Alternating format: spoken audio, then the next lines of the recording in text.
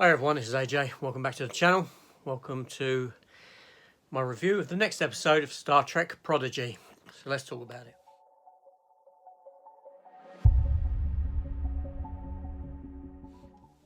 Okay, so Star Trek Prodigy has come back on. Obviously, Discovery is on a short hiatus, mid-season sort of thing. And this has returned with episode 6, if you take into account episode 1 being episode 1 and 2, which it is combined into a 45-minute episode. But anyway, so this is episode 6, counting that as 1 and 2.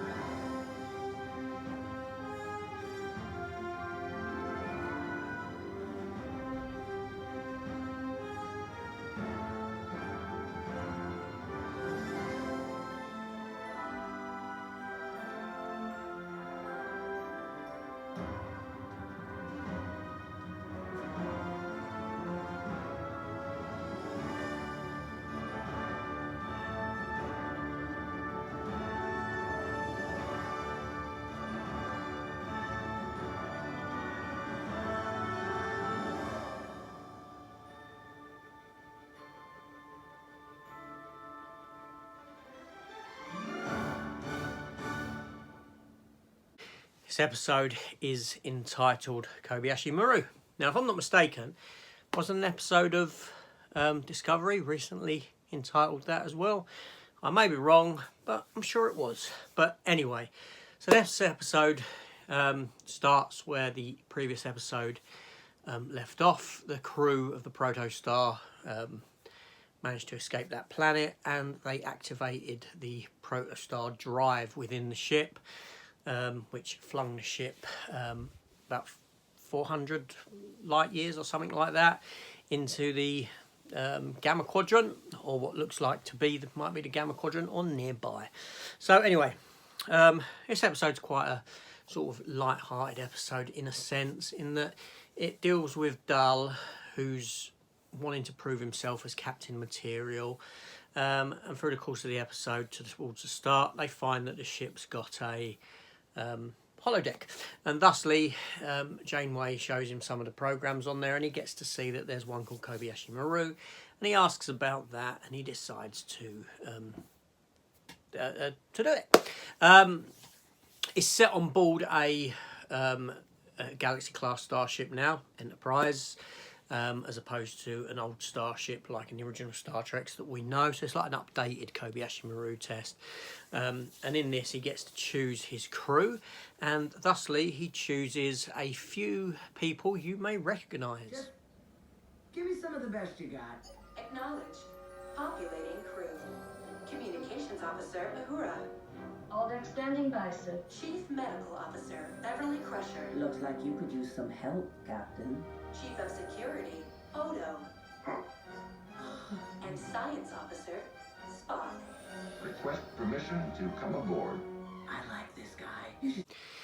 Yeah, so these characters, Spock, Uhura, Odo, Beverly Crusher, they all seem to be voiced, well, obviously Spock and Odo because they're both deceased.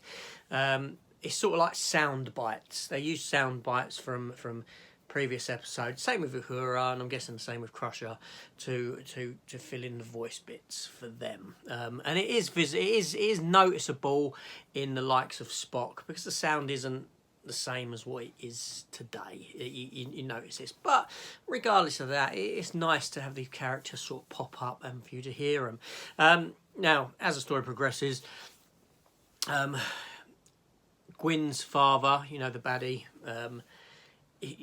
because he's the last of his race, and also Gwyn herself, they're both the last of their race, and she's now vanished. He decides to kind of clone himself, I suppose, or take some of his DNA to create a baby, so that when he falls, his lineage sort of carries on, his alien race carries on. These scenes are still very Star Warsy. They're very sort of like, you know, where you have the Emperor and the Sith. You know, there's a only, you know, an Emperor and a Sith, as in one and one. You know, like sort of Star Wars lore. This sort of feels the same as that. Almost like he's the Emperor and the robotic one is like the Sith sort of lord, so to speak. But yeah, so again, as the story progresses even more, we come to find out that there is some files within the ship's computer that can't be accessed by hologram Janeway, and Gwyn helps to open these up because they're actually in her language for some reason and buried deep within the computer's core. After Dal is done with his Kobiyashi Maru test that he keeps failing, keeps doing over and over and over and over again, and then introduces Scotty. Scotty comes into it as well.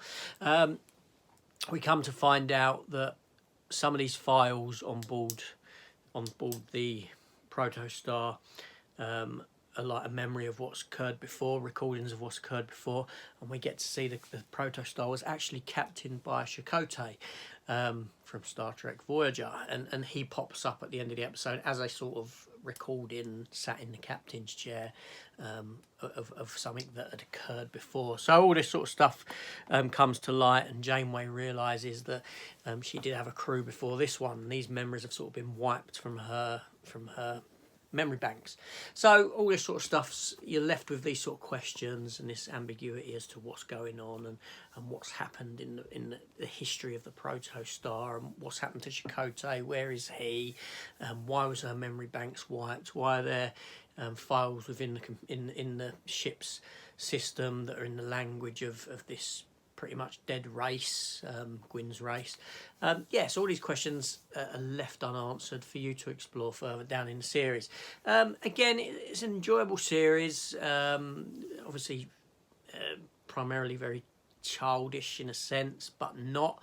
It's honouring Star Trek by having these characters pop up, which children wouldn't know. So there is stuff for your sort of adult Star Trek fans, but also it's accessible for children as well. And it looks lovely.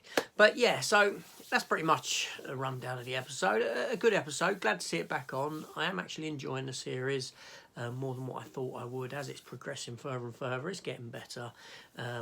And yeah, so big thumbs up. Glad to have it back on. Anyway, this is AJ. That was just a quick review for this latest episode and a breakdown of what goes on. Anyway, if you're here still, why don't you hit the subscribe button? Help me grow the channel. It's doing really well considering I've only been on 6 months. But I want to try and improve it and give you what you want. So leave some comments down below. Let me know. But anyway, so that's it. I'm getting going. I'm not going to take up too much of your time. Have a good evening all, and I'll see you later. Take care and goodbye.